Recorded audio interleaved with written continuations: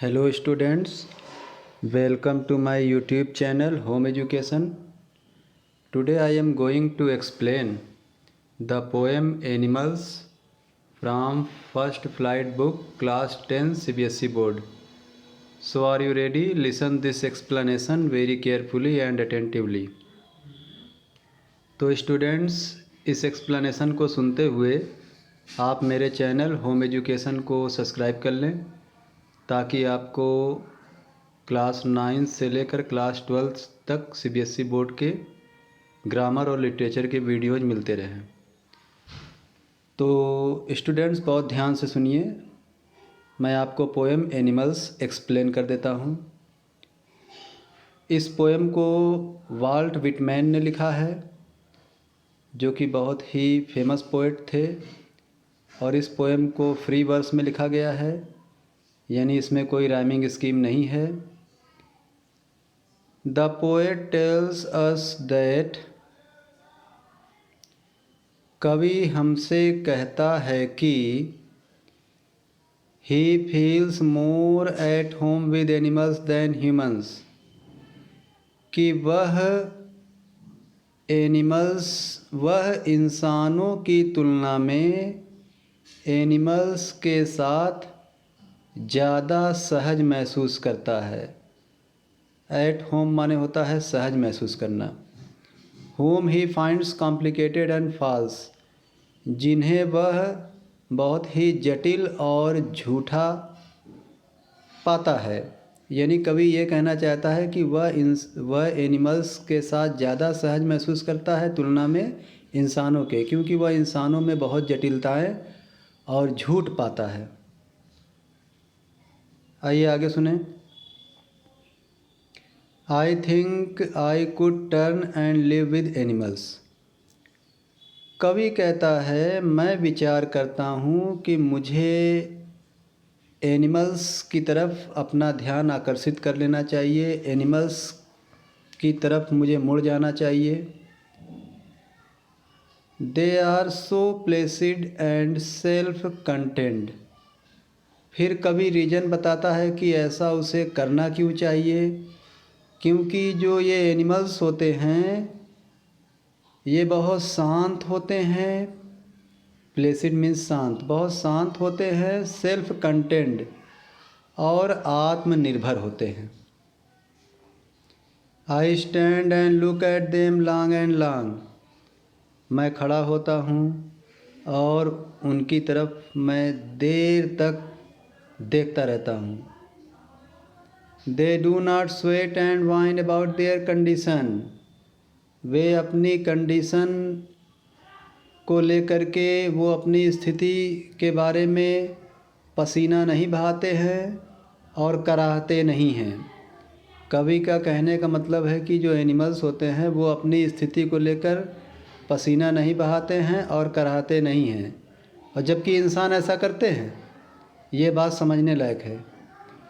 फिर कवि आगे क्या बोलता है, they do not lie awake in the dark and weep for their since. Animals जो होते हैं, जानवर जो होते हैं, रात के अंधेरे में जागते नहीं हैं और रोते नहीं हैं अपने पापों के लिए, जबकि इंसान ऐसा करता है। They do not make me sick discussing their duty to God. और ये जो एनिमल्स होते हैं ये मुझे बार बार ये कहकर कि भगवान के प्रति उनकी ड्यूटी क्या है, ऐसी चर्चा कर कर के वो मुझे बोर नहीं करते हैं, वो मुझे बीमार नहीं करते हैं। जबकि इंसानों में ये प्रवृत्ति होती है, बार बार जो है भगवान के प्रति क्या ड्यूटी है ऐसी चर्चा होती रहती है। फिर आगे क्या बोलते हैं कवि, नो वन इज डिससेटिस्फाइड। कोई भी एनिमल असंतुष्ट नहीं होता है। Not one is demented with the mania of owning things. फिर कवि जी कहते हैं कि एक भी जानवर बावला नहीं होता है। डिमेंटेड माने होता है बावला होना। एक भी जानवर बावला नहीं होता है इस गर्व को लेकर के कि उसके पास चीज़ें हैं, ओनिंग थिंग्स। और जबकि इंसान बावला हो जाता है, थोड़ा सा धन संपत्ति धन दौलत आने पर वो बावला हो जाता है। वो कहने लगता है मेरे पास फला चीज़ है, मेरे पास ये चीज़ है, वो चीज़ है, वगैरह वगैरह। नो वन इज डिससेटिस्फाइड, कोई असंतुष्ट नहीं होता है कोई animal. Not one is demented with the money of owning things, कोई भी एनिमल बावला नहीं हो जाता है इस गर्व से कि उसके पास चीज़ें हैं। No one kneels to another, कोई भी जानवर एक दूसरे के सामने झुकता नहीं है, इंसान झुक सकता है। Not to his kind that live thousand of years ago, ना ही कोई एनिमल ऐसे एनिमल के सामने झुक जाता है जो बहुत हज़ारों वर्ष पहले का है, यानी कि बहुत पुराना जानवर जो हज़ारों वर्ष पहले रहता था, उसके सामने भी कोई नहीं झुकता है, जबकि इंसानों में ऐसी प्रवृत्ति होती है।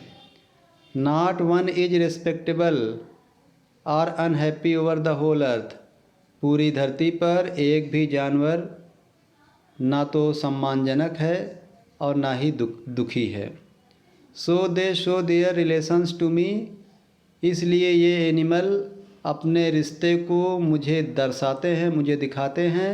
एंड आई एक्सेप्ट देम, और मैं उन्हें स्वीकार कर लेता हूँ।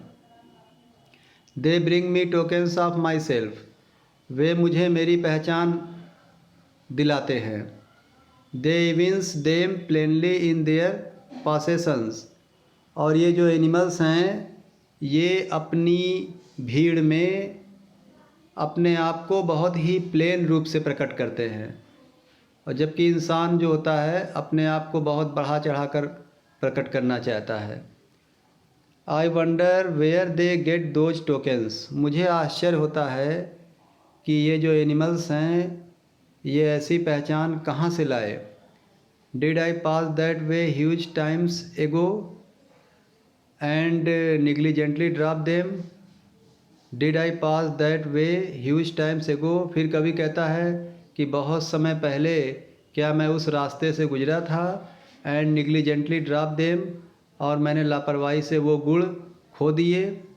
कभी ये कहना चाहता है कि क्या मैंने भी ऐसे गुण प्राप्त किए थे और गलती से मैंने उसे खो दिया। तो इस तरह से ये पोएम समाप्त हो गई, इसका एक्सप्लेन समाप्त हो गया। इसे बहुत ध्यान से सुनिएगा स्टूडेंट्स, और अपनी प्रतिक्रिया करिएगा, और मेरे चैनल होम एजुकेशन को ज़रूर सब्सक्राइब कर लीजिएगा। ओके, थैंक यू, जय हिंद।